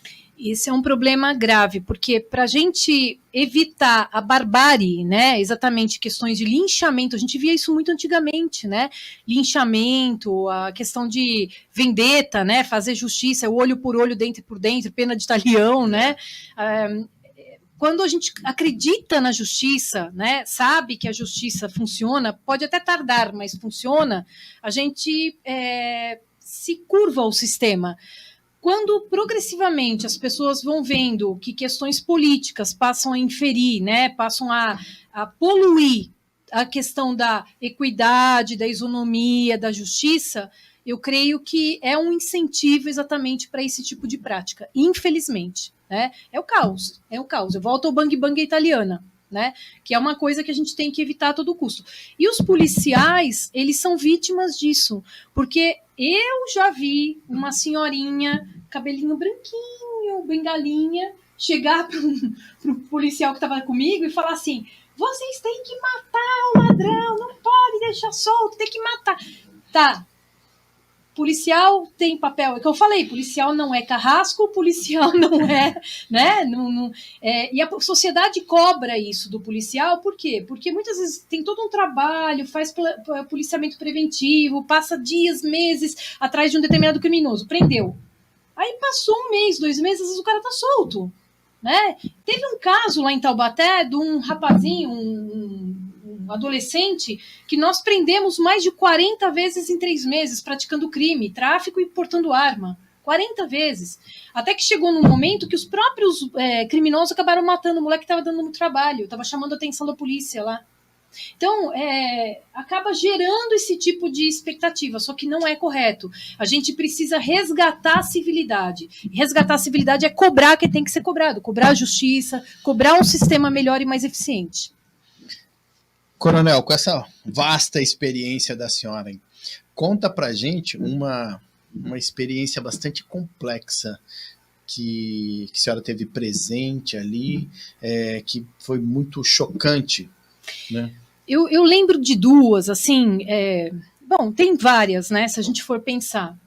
A perda de um policial é uma coisa que a gente não esquece, a dor é enorme, a gente como comandante se sente culpado até, né, fica pensando como que poderia ter evitado, né, e eu sempre tive essa preocupação da gente conversar com a família, né, de levar a notícia. Esse momento não é nada fácil, tá? Porque é família nossa, é a perda de um irmão, né? Então, isso é muito difícil e a gente pensa em 1000 formas de como evitar que isso pudesse ter acontecido, fazer um estudo de caso em cima daquilo para evitar que outros policiais venham a se vitimar da mesma forma, tá? Então, essa é uma coisa que mexe. E ao longo da minha carreira, graças a Deus, não foram muitos. Graças a Deus, assim, a gente teve uma preocupação muito grande com a segurança das equipes, né, do trabalho, melhorar a condição de trabalho do policial,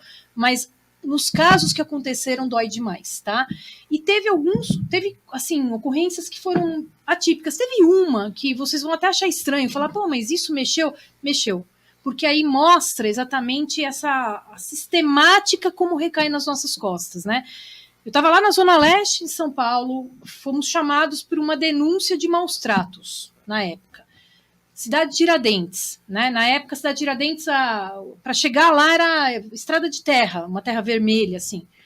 Chegando lá, era uma casinha bem humilde mesmo, e a gente olhando pelas janelas, olhando a casa trancada e tal, viu uma criancinha, devia ter 2, 3 anos, acorrentada, com uma correntinha dessas que prendia papagaio, sabe, louro, né?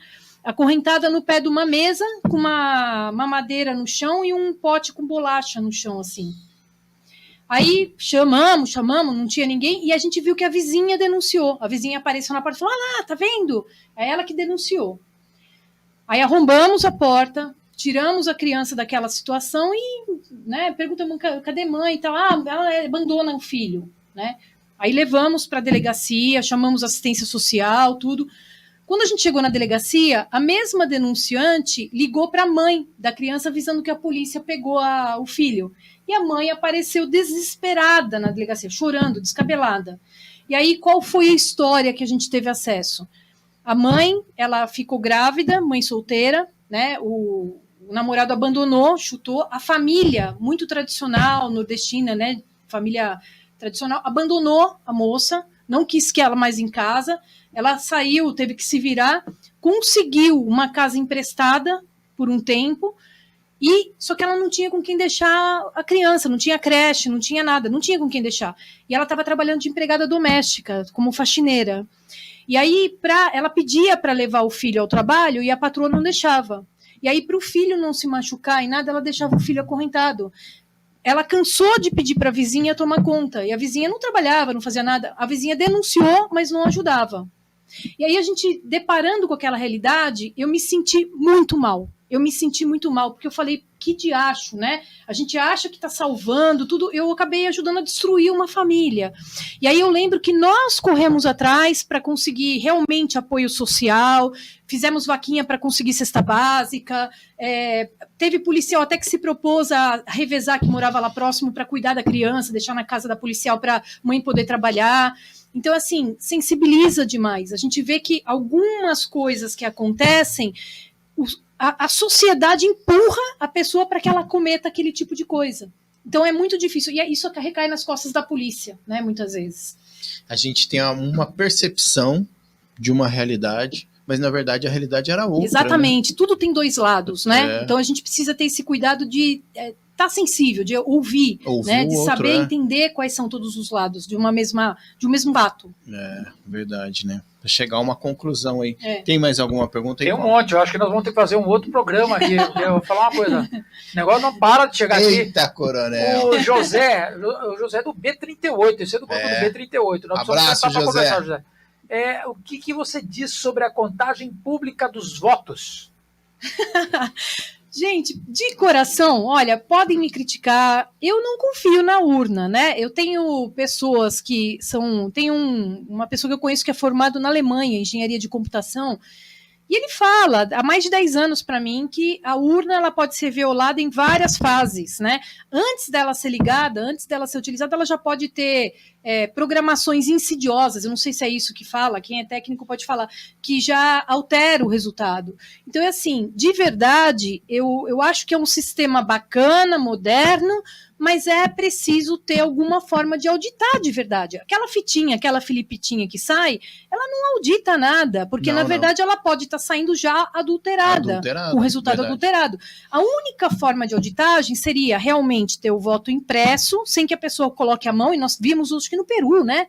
No Peru tem uma urna que já sai lá, um voto impresso, aí a pessoa olha, confirma que foi aquilo lá mesmo que ela votou, e aquele voto cai numa outra urna lacrada, né? Até o da Argentina, né, Paulo? Que é bem mais seguro que a nossa, teve fraude, né? A Argentina, por incrível que pareça, o povo argentino, se olha assim, eles votaram naquelas tranqueiras? Sim, eles votaram naquelas tranqueiras, porque é de terceira geração a urna da Argentina. Então, mas aí é que eu falo, a gente não pode simplesmente também descartar, tem gente que fala, mas na época que tinha papel tinha fraude. Tinha também, tinha. Por isso que a gente tem que lutar por sistemas mais seguros. Agora é muito ruim, dentro do nosso estômago, né, a gente sentir que tem algo errado, de verdade. Então, mas na Alemanha, essa última eleição foi no papel. Então, gente, eu acho que o que precisa é ter um sistema que a gente possa auditar. É isso, tem que auditar. Para presidente da Câmara, presidente do Senado, é no papel, né? Por que será, Paulo? Até o OAB está querendo abandonar aí a nossa urna. Não, o indicador é assim, quantos países no mundo usam a urna e quais são esses países? É um indicativo. Verdade. Verdade. Mais alguma pergunta aí, Paulo? Aqui está o Hélio Cunha falando assim, na minha opinião, o sistema prisional precisa ser em células de 50 prisioneiros. Não dá para juntar 400 mais pessoas condenadas num lugar só viram paiol de pólvora. No Japão, as células, né, ou as celas, elas têm no máximo 2 pessoas que compartilham e uma rigidez absurda. Então, 50 já dá muita caca, viu? Pode ter certeza. A gente tem presídios menores que tem e acontece muita caca. Então, eu acho que uma forma é semi-privatizar, o Estado não abrir mão do controle, da liderança, né, e da auditoria, mas você ter capacidade de privatização para melhorar as condições internas de fato. Legal. E aí? Tem uma pergunta aqui do Paulo. Manda lá. Sou eu mesmo que vou fazer a pergunta. Vai lá. Manda lá. Tem uma pergunta do Paulo aqui. Paulo Capelletti? Vira e mexe, a esquerda fala em acabar com a polícia militar. Eu até falei sobre isso, né? Acabar com a polícia militar. Você falou isso daí. Na sua visão, a minha pergunta vai ser um pouco mais profunda nesse sentido, né? A polícia militar, ela é o órgão de Estado, não é de governo, ok? Numa situação que nem se suscitou aí um tempo atrás, principalmente ali no dia 7 de setembro e tudo mais, essa tensão social que nós estamos vivendo, eu sempre fiquei com a pulga atrás da orelha com o pessoal da esquerda querendo tomar conta do Estado de São Paulo, que é o maior contingente de polícia militar, se não me falha a memória, então é assim, né? Eu tenho ali 80, 90 mil soldados que estão à minha disposição. Mais uns 30 mil da Polícia Civil. Mais uns 30 mil da Polícia Civil. A pergunta que fica, num problema social, né, uma ruptura social, esses soldados, eles responderiam para o governo do Estado ou para o Exército? É por isso que eles querem acabar com o militarismo? Nós somos forças, constitucionalmente, nós somos forças auxiliares reservas do Exército. Então, a qualquer momento, nós podemos ser empregados sob a tutela do Exército numa convulsão, numa situação de anormalidade definida pela Constituição. Tem razão, nós somos polícia de Estado, mas governos usam as polícias militares, barbaridade, usam para políticas diversas, né, criação, né, inauguração. Dá para ver o Dória ali com um monte de a favor do desarmamento, mas tem um monte de policial tomando conta dele lá, né, só para segurar o ovo, né? Então é assim, é importante que o cidadão não deixe de acreditar na instituição, porque é realmente uma instituição de Estado.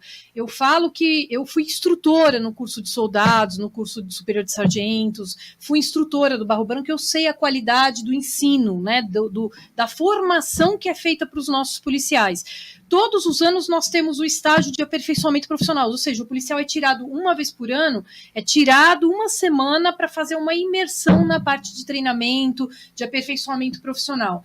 E sempre se bate muito nessa questão de diretrizes, doutrina, valores. Doutrina é tudo. Doutrina.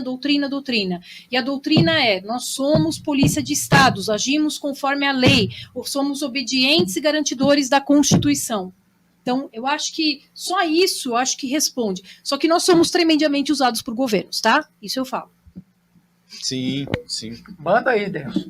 Vai lá. Furlan, você tem alguma pergunta, Furlan? Tem uma pergunta do Furlan aí. Manda lá, Furlan. Não tinha? Então, coronel, queria perguntar para a senhora o que a senhora acha da linha verde aí. Também é ruim que eles não aparecem, né? Acho que o pessoal tá querendo ver a cara do Paulo. Não aparece porque não quer, coronel. Mostra a cara dele. Isso, olha lá, o fulano. Faz a pergunta. Olha lá, Paulo, mostra você também aí. Vai lá, vai. Queria ver com a coronel o que ela tá achando dessa mega obra, entre aspas, aí da segunda, né, da segunda administração do Felício Ramute aí, que seria a linha verde. Não, é fato que o transporte... Aê, Paulo, é isso aí, tem que aparecer, senão o público fica curioso aí. Gente, tudo bem, o Paulo tá palmeirense hoje, né, eu sou corintiana, mas, tá vendo, né? Então, o que eu vejo, assim, São José carece de melhorias no transporte público. É uma das grandes reclamações. Durante a campanha, eu percebi, de fato, que uma das maiores pontos críticos, vamos dizer assim, da gestão é o transporte moderno, é um transporte que atenda. E pelo tamanho, pela população de São José, ele já seria aqueles ônibus já articulados, seria metrô de superfície, ou metrô mesmo, né? Teria que ter transportes coletivos de maior capacidade em razão, nós estamos atrasados, na verdade, né? Sim. Eu vejo como positivo, eu só bato de novo no fator transparência, tá? Eu acho que toda obra, principalmente obras custosas, caras como essa, elas têm que estar recobertas com total transparência. E faltam processos, às vezes, de audiências públicas para que a população possa ajudar a lapidar, né, a construção, o desenvolvimento desses projetos. Isso é um requisito importante hoje na administração pública, né, esse diálogo com... Mas, assim, audiência pública real, não é só de falar blá, blá, blá, a população falar e a coisa não ser realmente segundo considerada, a vontade da população, né?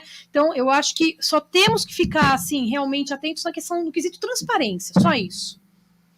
E o quesito transparência aqui em São José está meio complicado, né? Porque se a senhora for procurar no site da prefeitura inúmeras situações, inclusive na época da campanha, no ano passado, a gente não encontra informações. Anota, tem que agora eu não vou lembrar, vamos dizer assim, o site que faz avaliação de transparência, né? É um órgão público, eu não lembro se é o TCU, eu não lembro, faz uma avaliação de transparência dos municípios. E São José não estava com boa pontuação até o momento em que eu tinha avaliado. Só com relação à prefeitura, com relação à Câmara também. A gente não sabe quanto que um gabinete gasta. Exatamente. E são dados que tinham que estar na internet. Né? É domínio público. No site da LESP dá para puxar tudo certinho, tudo bonitinho. Até quanto, por exemplo, que um gabinete gastou com papel, entendeu? Aqui não, aqui sai em bloco. Então... Mas isso não é só uma característica de São José, né? Só colocando aí, isso é só uma característica de São José, a maioria dos municípios. Uma outra coisa que vale a pena ressaltar, e é isso que o povo conservador, ou o povo que está preocupado com a política, você tem que ficar mais em cima da sua prefeitura. Não adianta a gente também só trabalhar assuntos federais ou assuntos estaduais. Mas o grande abacaxi, ele acontece nas prefeituras. E a base, né? A base de todo o sistema político do país. Né? Eu já tentei entrar no site aqui de São José dos Campos, né? E realmente você não consegue obter todas as informações. E uma das ideias de a gente montar esse órgão de imprensa aqui, esse birô, é para realmente colocar os políticos para ter dor de cabeça, porque a gente quer chegar num determinado nível e a gente poder acompanhar esses gastos, estar aqui mensalmente fazendo um relatório, mostrando como está gastando, o que não está gastando, para onde está indo, para que a pessoa realmente possa saber para onde está indo o dinheiro do município. A ponte estaiada que o diga, hein, Paulo? O bolinho caipira? Tem mais alguma pergunta aí? Não, fechou aqui. Fechou. 1h31 de programa. Ixi. Bom, partindo para os 45 do segundo tempo. E aí, Coronel, tem mais alguma coisa para colocar com relação à segurança pública, que seja pertinente aí à sociedade? Não, eu só acho assim, a gente falou aqui um monte de tema complexo, né? Talvez tenha gente que está até passando mal aí do outro lado da linha, né? Porque fala, puta, estamos no local. Mas não, grandes crises geram grandes oportunidades, tá? Isso eu constatei ao longo da vida. Eu enfrentei muitas crises, né? Então eu acho que uma das grandes oportunidades que eu estou vendo hoje é que o povo está mais atento, as pessoas estão mais ligadas nas questões políticas, estão olhando mais quem é quem, estão acompanhando mais o desempenho, e eu tenho certeza que isso é um amadurecimento necessário para o nosso país, para a nossa cidade, para o nosso estado. Então, eu acho que o momento é das pessoas de bem começarem a se colocar, começarem a se manifestar. Fica quietinho, gente, legal, a gente tem que respeitar, né, a opinião, o jeito de cada um, mas é que o pessoal, normalmente os errados, eles gritam demais, eles aparecem demais, eles fazem bagunça, né, eles convencem, e vide isso nas nossas universidades, nas nossas escolas, né. O pessoal do bem tem que começar a se posicionar mais, começar a não se deixar intimidar pelas pressões, pelas coisas. E podem ter certezas, não estarão sozinhos. É muita gente que está esperando, verdade, né? Nós podemos formar, sim, uma rede. E Hoje, esse canal pode ser um elo para isso tudo, né? Pode ser uma cola para trazer, atrair essas pessoas para esse debate transparente, honesto, olho no olho. A gente poder realmente falar aquilo que pensa, elogiar aquilo que é bom, criticar aquilo que está errado, né? Mas tem que elogiar também aquilo que é bom e procurar crescer. E o Furlan tá certo. Na nossa cidade, né? A partir da nossa cidade. E, gente, aí eu deixo um recado. Olha para dentro de casa, vê o que está acontecendo com a sua família, vê o que teus filhos estão acessando, vê vê se a sua esposa está feliz, né? Se o seu marido está acontecendo, se você está dando atenção, né? Se você está sendo o pai, a mãe que você, ou o filho, ou o neto, sei lá, que você tem que ser. Se a gente cuidar do nosso lar, cuidar da nossa casa e começar a estender isso para a vizinhança, para os parentes, para os amigos, a gente cria uma onda de algo diferente. O problema é que a gente às vezes se preocupa muito em querer mudar o mundo e não olha para dentro da nossa própria casa, né? Nem a cama arruma, né? Lembrando que a galera do lado de lá é minoria, né? Sim. É minoria, só que é uma minoria barulhenta, né? Isso. Aí as pessoas, né? Eu acho que tá na hora mesmo das pessoas. Apesar de que já houve um rompimento aí, né? Houve uma... Sim. Com o surgimento do ideal conservador, né? Eu acho que teve elevou aí o nível do debate aí, né? E só resgatando uma coisa que eu falei para o pessoal não esquecer: encontrou um policial na rua, faz um ok para ele, fala um bom dia, uma boa tarde, fala um parabéns pelo seu trabalho, viu? Isso vai fazer toda a diferença. Uma continência. Isso. Tem um amigo meu, que ele é escrivão lá no 1º DP, Hugo Filho, ele fala isso. Ele falou: é um ambiente completamente hostil, completamente estressante. É um ambiente que, enfim, quem entra lá só traz problema para você. E não chega ninguém lá para te dar um abraço, para te trazer: olha, eu fiz esse bolo aqui para você, trouxe ele para você comer. Ou só entrar e perguntar: tá tudo bem, tá precisando de alguma coisa, né? Então isso é importante, porque se ele comenta isso comigo, eu conheço ele faz quase uns 10 anos. E pelo menos uma vez por mês ele comenta isso comigo. Então quer dizer que para ele é importante. Se para ele é importante, para muito mais gente da área de segurança pública também é importante. Lembrando que se a polícia militar hoje está meio defasada com relação à presença do Estado na polícia militar em termos de melhoria, imagina da polícia civil, que ela está totalmente esquecida pelo Estado. Então, é por isso que eu falo, eu acho que o cidadão pode colaborar como? Enxergando, valorizando, né? Enxerga lá o profissional, o esforço que ele está fazendo com dificuldade, com suas limitações, mas está tentando fazer o melhor que pode, né? Sim. Esse reconhecimento já é um grau de motivação que faz com que a máquina movimente, né? E a gente vá alcançando melhorias. E é uma coisa interessante que o Furlan colocou, porque assim, a gente não pensa nisso, né? Isso não vem na cabeça da gente, né? Se o cara não fala, você não tem esse start, né? Pô, meu, que legal, vamos valorizar esses caras também, né? Um abraço pra galera da Polícia Civil aí também. E pra Guarda Civil Municipal, e pra Polícia Técnica Científica, né? Todo mundo aí. Aqui hoje. Legal. Mais alguma coisa, Paulo? Maravilha. Suas considerações finais? Bom, gente, foi ótimo. Coronel? Obrigada, viu, de ter me convidado. Desculpa aí se de repente eu não respondi tão bem, né, alguma coisa, mas é a primeira, né? Espero de várias participações. Com fiquei certeza. muito animada. Parabéns pela coragem, parabéns pelo trabalho, né? Eu tenho assistido alguns programas de debater assuntos tão delicados, né? De colocar o dedo na ferida. Mas eu acho que vocês têm um papel importante exatamente de ser esse elo, de ser essa referência que vai atrair, né, gente para a luz, né? Isso, vai atrair gente, são as mariposas para a luz, né? E a gente poder estar começando a enxergar que nós somos realmente a maioria. E fazer como se deve ser feito a maioria, cada um fazer a sua parte. Exatamente. Né? Bom, vamos chegando ao final, lembrando vocês aí que, né, para reforçarem aí com a gente aí a curtida, a compartilhada, né? Obrigado pelo comentário de cada um de vocês, né? Que Deus possa estar iluminando a vida de vocês aí. E não esquece, www.zy3.com.br, baixa o nosso aplicativo lá, né? Mais alguma coisa, Paulo?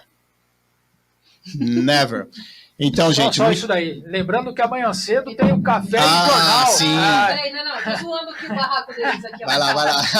Amanhã, 8 horas da manhã, tem aqui nessa bagaça aqui, Café e Jornal, onde eu meto o dedo Na ferida. na ferida.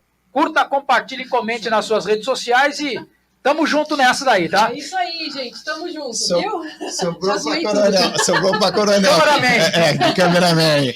Maravilha. Um grande abraço para vocês. Deus abençoe a vida de cada um de vocês, tá bom? Boa noite. Fui.